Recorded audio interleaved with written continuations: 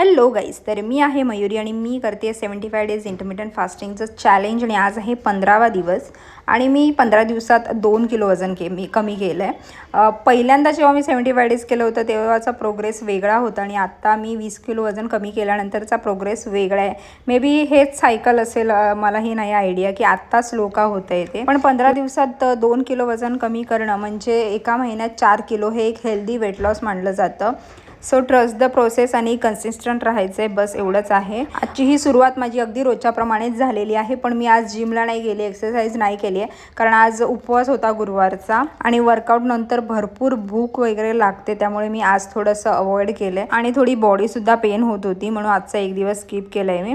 त्यानंतर मग घरातली सगळी कामं वगैरे केली आहेत आणि आज उपवास होता म्हणून उपवासाचा माझा मेन्यू ठरलेला आहे. वरीचा भात, शेंगदाणे टाकले, थोडे दही घेतलं आहे आणि रताळं घेतलेलं आहे कारण रताळं फायबरसाठी आहे, दह्यामधून थोडंसं प्रोटीन भेटेल आणि बस. बाकी फक्त ऑफिसला निघण्यापूर्वी थोडासा हा पेरू खाऊन निघाली होती. त्यानंतर मग मी आता ऑफिसला निघाली आहे. रोजच्याप्रमाणे माझा 2 वाजता लंच केलं आहे ऑफिसमध्ये आणि त्यानंतर बाकी काही खाल्लं नव्हतं.